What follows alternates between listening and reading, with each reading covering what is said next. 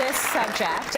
We've talked about money with families. Now we want to talk about money with friends, which can get dicey sometimes. It can get dicey. So there I was at this great dinner party talking about a trip we were going to take to Europe, which was really exciting. And the friends said, oh, you've got to stay at the St. Regis. You've got to book our local guide. She'll take you for the meal of your life. And I'm thinking, clickety, clickety, click, there's like $5,000. It's never going to happen.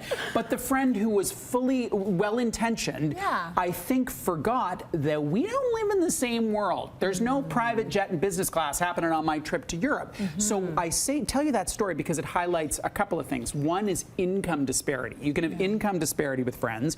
You can have lifestyle differences. So if your BFF has 3 kids and you have 1, or they've gone through a divorce, or they've bought a big house and have a big mortgage, their lifestyle can affect their money. And then the third big difference is values. So there are savers, there are spenders, and there are lots of things that go into how the family makeup has those values kind of come into play. So you have to sort of think about how you're going to go forward with conversations when you're living in different worlds. You know, you have to be a little bit sensitive to that. And there are tangible issues. So say you want to have a girls' weekend somewhere, and there could be one member of the posse who wants to go to the most beautiful spa and spend $1,000, and another one's like, let's have a sleepover at my house. I'll send the kids to grandma's. That'd be great. We'll bring wine in a box. That's a tangible thing. How do you navigate that? But there's a lot of intangible stuff like the discomfort that goes with it, the judgy judgerson, like I'm a loser and you're pretentious, or vice versa. Right? And also love. So one of the areas where this manifests a lot is around destination weddings. So if you loved me, you would come to the wedding. Well, the wedding's in Cabo. It's $12,000. Like, it's not that I don't love you. I love you. I just can't do it. So it's a really tough dynamic, and I think you begin with ignore and distract. So we are parents, right? Ignore and distract is a method well used for parents of young children. Abby's like, I want a movie, I want a movie. And I can't intervene except for to say, look, I bought seaweed. And she's like, seaweed? Oh, that's great. Weird. So with your friends and money, there may be a way on the smaller issues to just ignore it, move away from it. If it needs to be addressed, start with lightly, hey, you know, that thing about the vacations, that kind of just was niggling at me just a little bit, and that may be a way to put that issue to bed in a simple way. Because if it's a real friendship, you can't do the I bought seaweed, right? No, you can't. There's only so many times you can do the hey, something shiny. Squirrel. It's gonna keep coming. It's gonna keep coming up. And if your friendship is worth it, you got to get in there. And that's what I think. That's what makes it hard sometimes. You don't want to touch those sensitive things, but with your real friends, those are the people you actually need to talk to. And here's the simple model. I'm not saying the conversation is simple, but the model's pretty simple. I want to talk to you about something that's kind of not working super well in our friendship.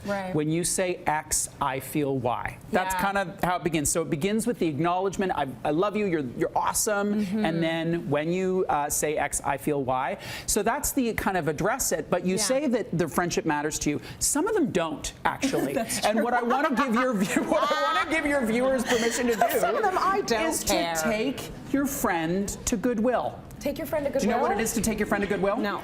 This is a friend who's just better used by someone else. Right? Like, you've got this great pair. You be her friend. You be her friend. You just head on over there and be her friend. Because I think one of the things we sometimes do is we hold on to friendships for sentimental reasons. For the wrong reasons. We kind of think we somehow married this person and we didn't.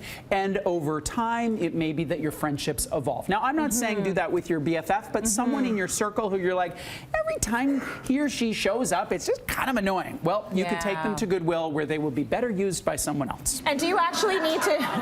Now they get it. They're like, oh, I get the Goodwill reference now. Do you need to take them to Goodwill, or can you just take them to the curb?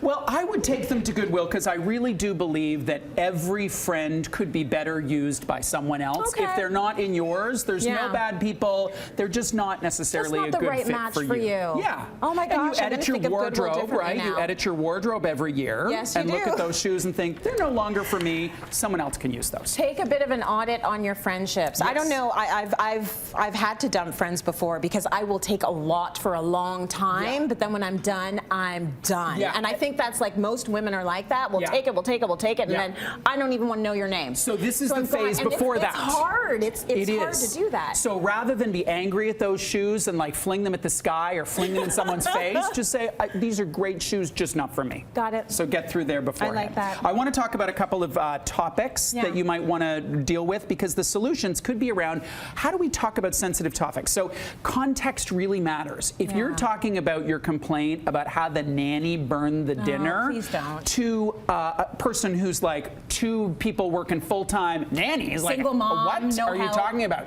But to another parent whose circumstances are the same, you can have that conversation. You just need to be aware of the topic at hand. Yeah. The other area to look for a solution is around teasing. So I used to have one friend who teased me about being cheap. And I had to say, listen, please don't tease me about being cheap, because first of all, it's not funny. Second of all, I'm not actually cheap. I don't consider myself cheap. I am a conscious spender, but I'm not cheap. Tease me about being an attention-seeking missile. That you can tease me about. Tease me about my terrible singing voice. Valid. Tease me about my taste in Broadway musicals. Tease me about lots of things. Yeah. Not of that one. That's a sensitive one. Don't go there, and it's untrue. It's inaccurate. It's inaccurate. And you can say that. Absolutely, I can. Yeah. Here are 2 other solutions. Lower cost ideas. So you've got friendships with income disparity. Instead of the full dinner at the the top of the CN Tower, let's go out for a dishy dessert. Let's still have our friend time, but in a way that costs $20 instead of $100.